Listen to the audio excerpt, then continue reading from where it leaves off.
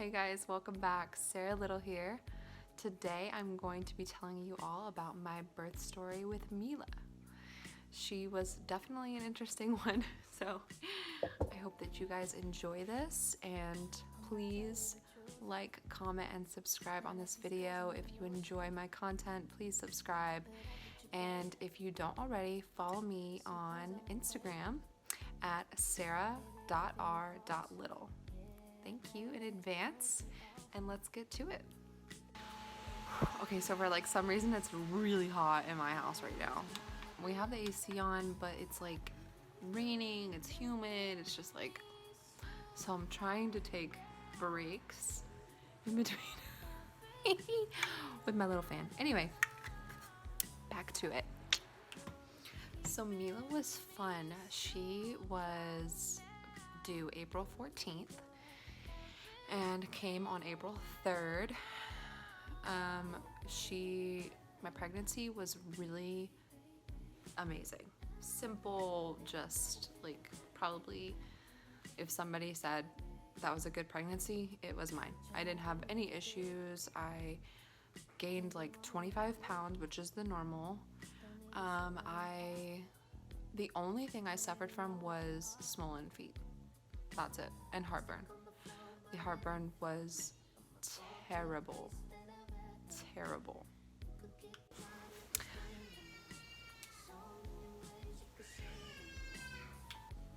So on April 2nd, I had a doctor's appointment, and I went there to get checked out and hear the baby. I was 38 weeks and 38 weeks and 3 days, and I was already dilated, so they decided to strip my membranes and told me to go for a walk and get my body moving to try and move things along, because I was already 3 centimeters dilated, which 2 is the norm for you to be at, and you can stay at 2 for a couple weeks, but 3 was just a little bit more progressed. You can still be at 3 and be at 4 even for 2 weeks before you have your baby, so that was all normal.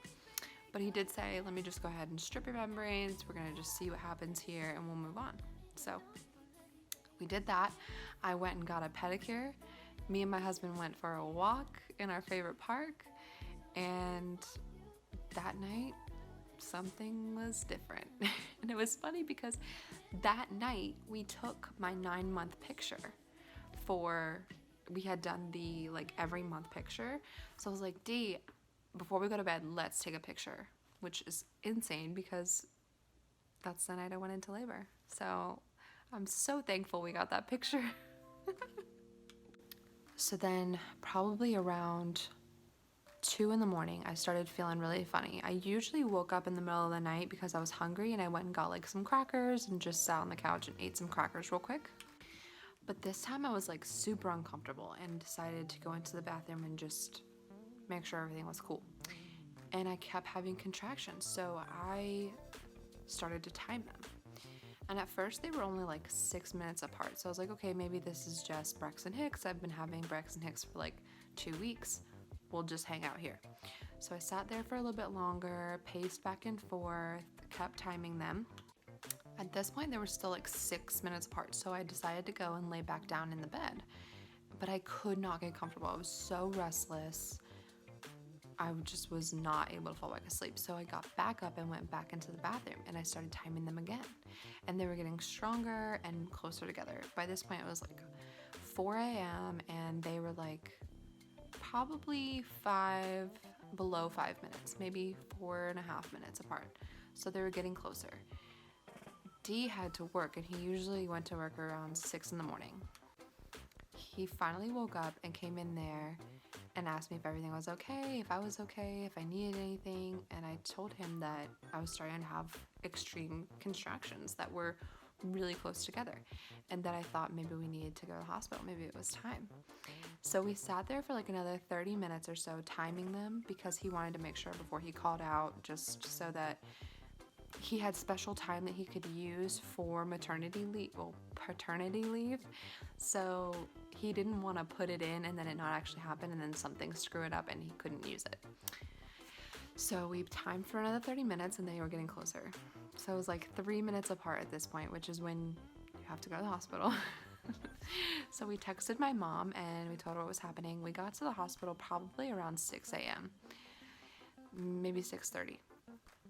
And I had a bowl of cereal before we left. I got the bag together. I made sure that I was good because I did not know how long I was going to be in labor. And if you had a long labor, you know you are not allowed to eat.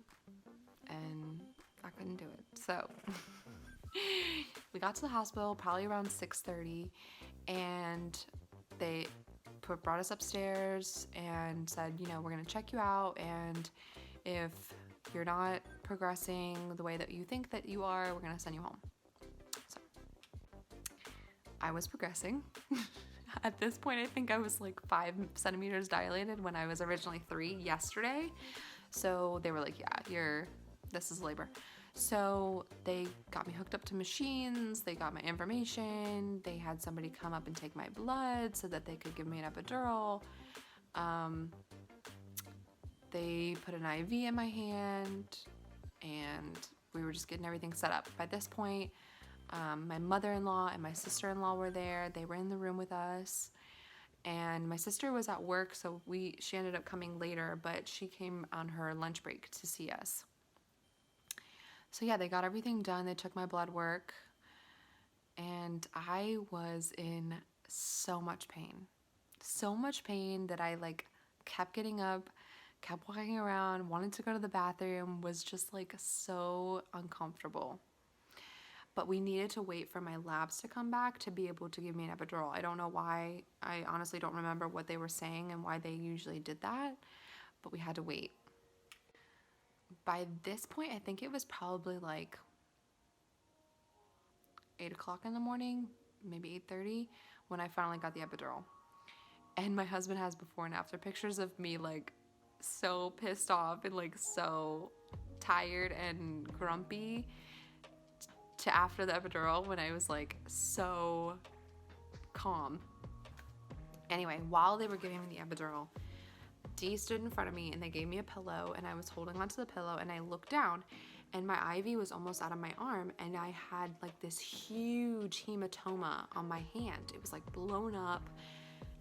It was already bruising. It was super red. It looked awful. And I was like, I think my IV is coming out while they're giving me an epidural, which if you know what an epidural is, it's a needle in your spine.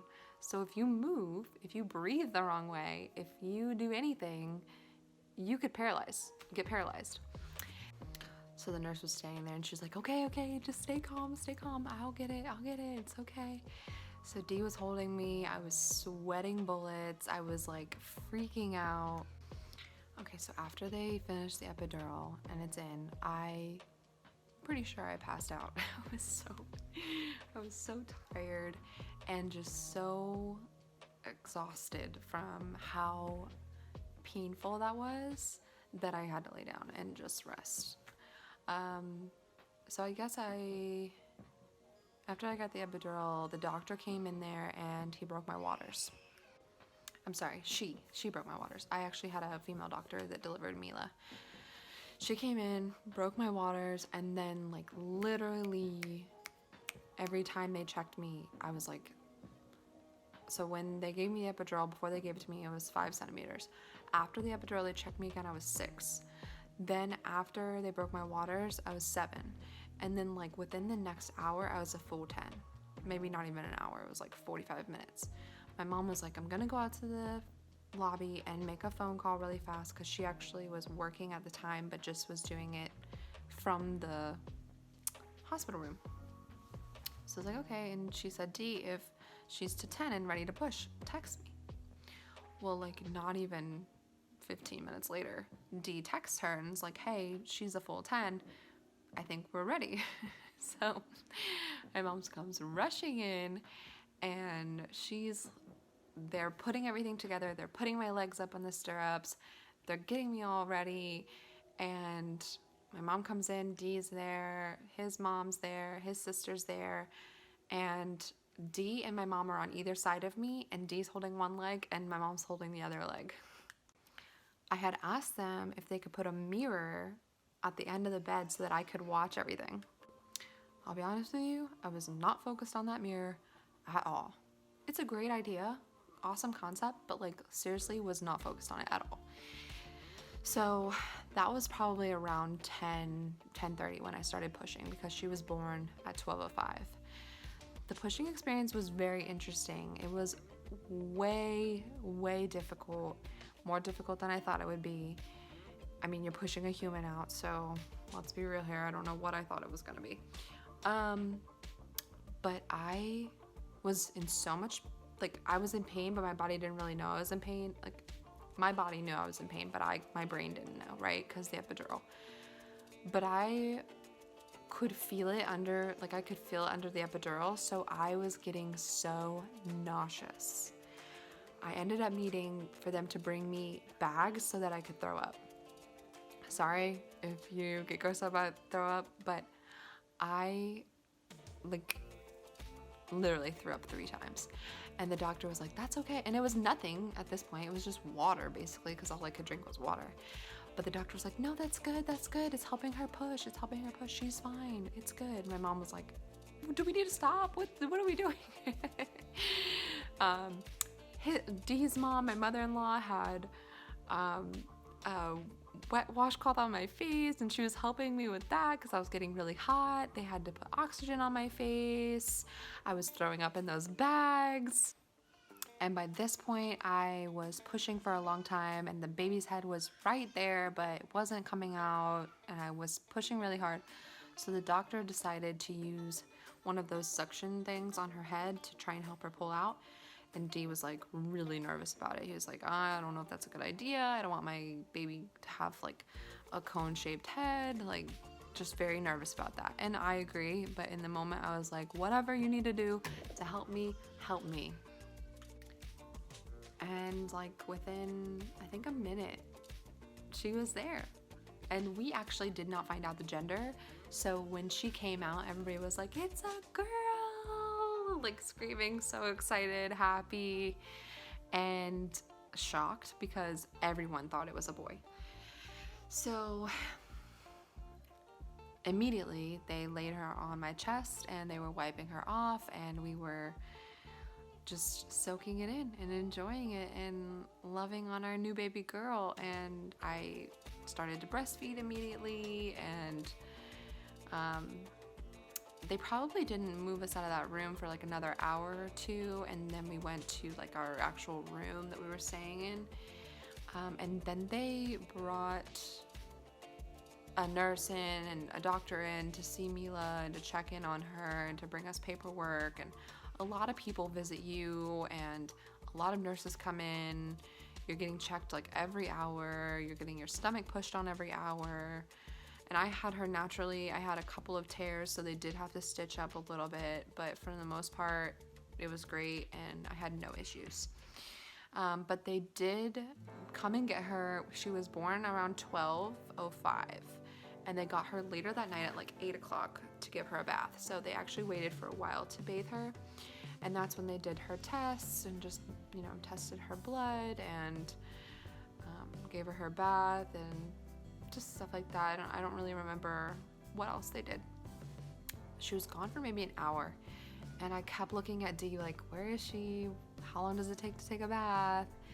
And when they brought Mila back, I asked them why it took so long, and they said, oh, well, after we give them a bath, we put them on this warm blanket and under this lamp and warm them up so that they're not cold. But I was just super worried and did not know what was going on and where my baby was. I know that you're allowed to go with them, but they just took her, and I was fine with that. Me and Dee just rested. He went and got me some dinner, and yeah, we were just super excited to hold her again. We left the next day and went back to our home, our apartment. And yeah, from there, she's just been the greatest joy, honestly, and just so much fun to be around. And I'm so thankful for her, and thankful it was a great experience. Couple little bumps, but it was so much fun. And honestly, Donnell's was just as fun. So thank you for watching this video, and I hope that you enjoyed it. I hope you enjoyed my little about Mila bug. I'm going to be videotaping Donnell's birth as well. So if you're interested in seeing that one, stay tuned. Make sure you subscribe so that you can hear all about his birth story.